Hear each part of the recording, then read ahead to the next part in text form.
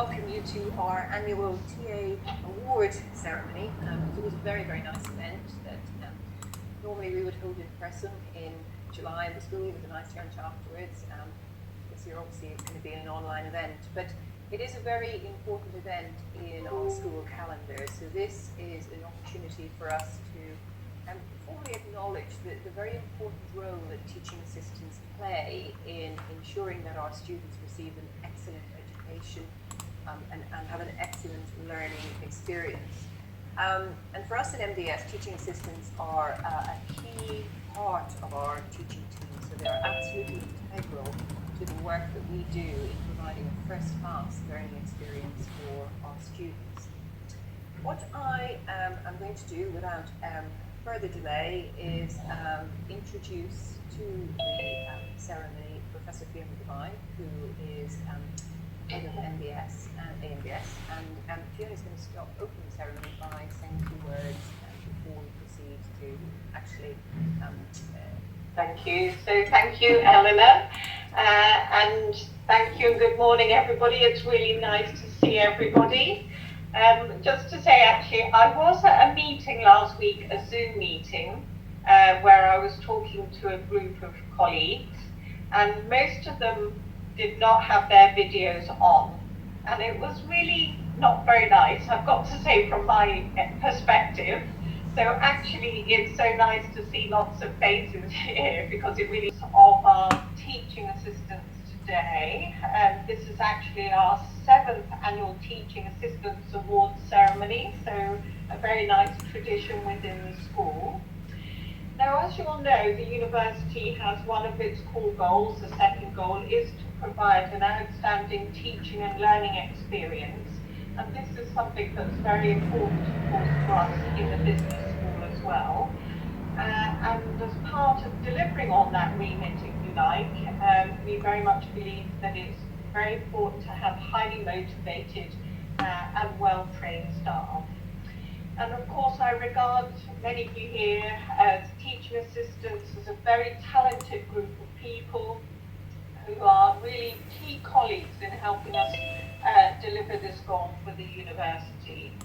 I know within the school that we invest in the training of our teaching assistants, and of course we also have an ongoing program of seminars through our teaching academy, so that we do provide opportunities for ongoing development, self-development, professional development for our TAs. This is important because it does allow our TAs to apply for Associate Fellow status of the Higher Education Academy, a great thing to have on your CV. And indeed, we do now have 24 successful applicants to that scheme, and I very much hope that we will continue to grow the numbers there. And of course, it's hopefully helpful in terms of our colleagues going on to get academic jobs. Always very pleasing to see that. Briefly before I do, just so everyone on the call knows the process, the winners were decided by the Teaching and Learning Committee members.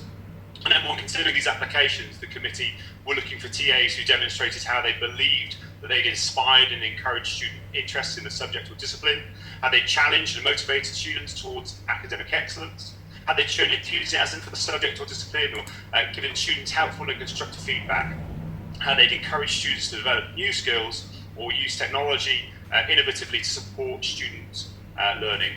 And finally, how they'd stimulated students' intellectual curiosity. So things there that I think we can all agree, really help to improve the student experience within those seminars or that teaching environment. So there are 5 winners, and each of those 5 winners will receive a gift voucher and a certificate of recognition from the school. So I'll now announce all 5 winners and then read out their individual citations and invite the winners to say a few words if they'd like to.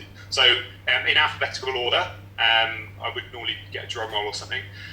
The winners are Jung Hoon An, Eleni Christodoulou, Natasha Colonel, Angelique Hardwick, and Eva Herman. So I guess I'm the only one not on mute, so I'll do a round of applause on behalf of everyone, but hopefully you can see some people clapping along.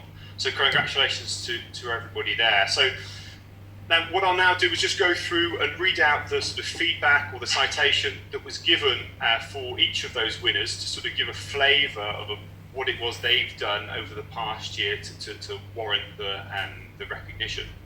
And as I said, some of them are on the call, most of them are on the call, so I'll invite you to say a few words. So our first winner is Young-Hoon An, and Young-Hoon's had some feedback from their course coordinator, Matt Alford. So Young-Hoon has demonstrated a continued commitment to teaching practice and has actively sought out opportunities to develop his skills and independence as a teacher.